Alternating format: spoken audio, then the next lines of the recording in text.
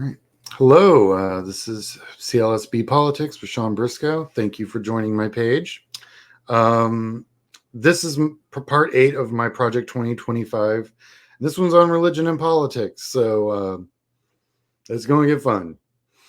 There's a bit of history here, and just for full disclosure, part of my studies in college was in comparative religion, so I've read the Christian and the Jewish Testament, the Bible. I've read the Bhagavad Gita. I've read the Quran. I have read the Book of Mormon, and just a ton of Buddhist texts and Hindu texts.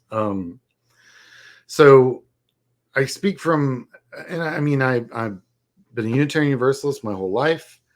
I have taught Sunday school. I have sung in the choir. Those are my bona fides. Take them as you will, but we're really going to be talking about history and politics and what politics has done with religion in this country. That's what, because in Project 2025, they're talking about infusing Christianity into our government. And I'm a Christian, because all Unitarian Universalists are pretty much. I'm pretty sure they don't mean my kind of Christianity, to put it mildly. So let's begin. Okay, so in the beginning, right? This is it's where the Christian right gets involved with politics in really a fundamental way that changed our country's trajectory up till now. I mean, it's still changing. So this is Karl Rove. A lot of you've heard of Karl Rove. Just because I don't like a person doesn't mean I don't respect a person. And the things that this guy was able to do was kind of amazing, especially given the time. So he was a young Republican in college, and he did all that stuff. He worked on a whole bunch of campaigns leading up to the late 70s. And in the late 70s, a new form of technology was implemented.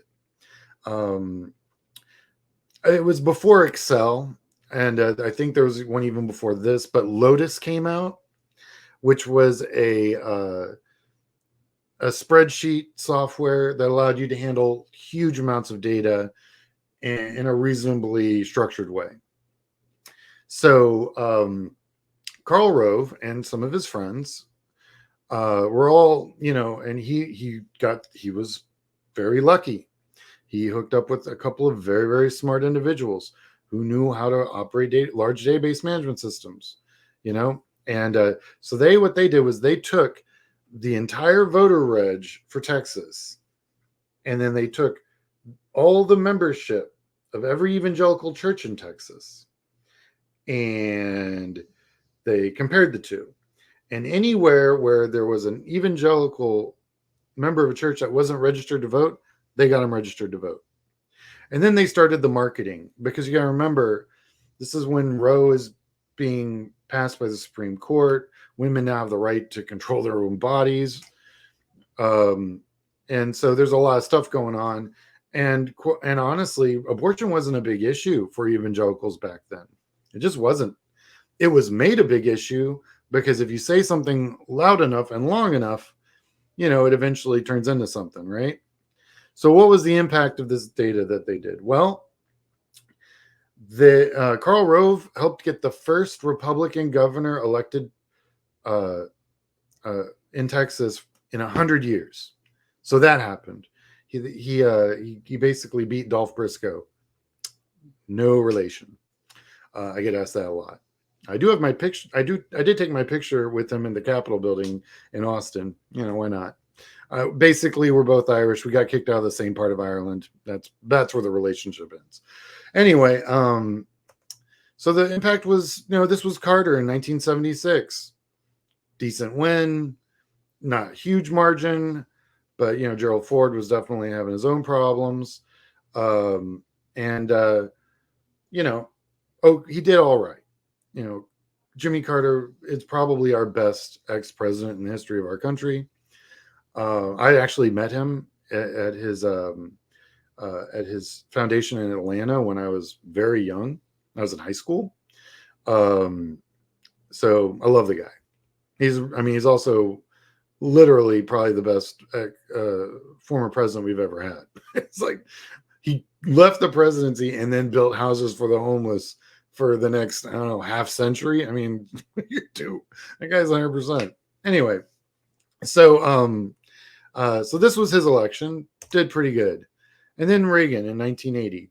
What happened between 1976 and 1980 was that database. That database meant that process was then repeated in as many states as they could, as hard as they could. And plus there was a solid third party candidate that pulled about 5 million out.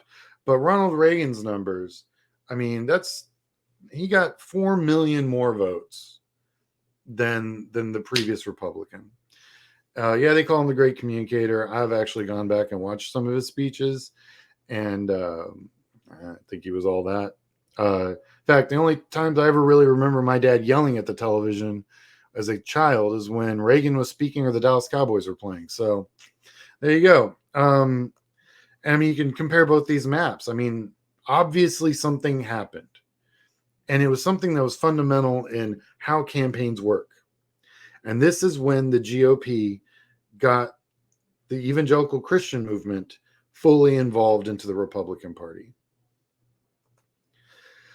Yeah, it didn't happen by accident. They used calling programs. They used direct mail. And like I said, they went out and made sure everyone was registered to vote that they knew they could count on to vote in a very specific way. I mean, we still do that today. We do targeting, we do all that stuff. But what was really interesting about this is that nobody else was doing it. This was completely new.